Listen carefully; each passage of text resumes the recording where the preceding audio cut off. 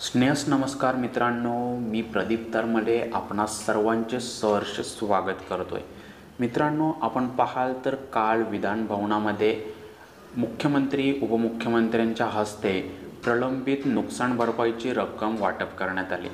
तर point two point अगदी सविस्तर या व्हिडिओमध्ये समजून घेणार आहोत। ॲग्रिकल्चर सेक्टरमधील अनेक दर्जेदार व्हिडिओ इथे मिळत असतात, चॅनेल नक्की सबस्क्राईब करा। मित्रांनो, महत्त्वाचा अपडेट्स आहे, अगदी शेवटपर्यंत पाहाल तर नक्कीच समजून येईल। आणि आपल्या चॅनेलची मेंबरशिप अद्याप घेतली नसेल तर चॅनेल मेंबरशिप घ्या, जेणेकरून आपल्याला विशेष सुविधांचा लाभ घेता येईल। अधिक माहितीसाठी जॉईन बटनावर क्लिक करून आपण ते जाणून घेऊ शकता।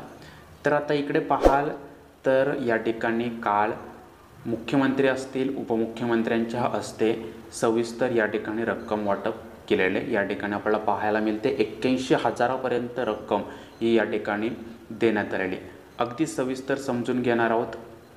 तर या ठिकाणी स्क्रीनवर पाहायला मिळते राज्यात 27-28 नोव्हेंबर 2023 रोजी अवकाळी पावसामुळे जे काही नुकसान झाले शेतकरी बांधवांचे, त्यातील जे काही पात्र शेतकरी बांधव असतील त्यांना काल या ठिकाणी कालपासून नुकसान भरपाई या ठिकाणी वाटप सुरू झालेली।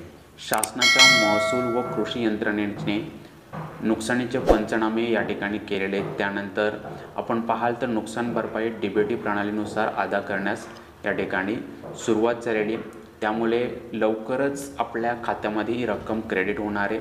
अगदी पॉईंट टू पॉईंट इकडे समजून घेतलं। लेटेस्ट अपडेट अनेक आपण इकडे कव्हर केलेले आहेत, आय बटनमध्ये आपल्याला ते पाहायला मिळतील। पीक विमा संबंधित पाहून घ्या। प्लेलिस्टमध्ये अनेक जिल्ह्यांचे अपडेट्स आहेत, ते देखील आपण पाहू शकता। भेटणार आहोत पुढे।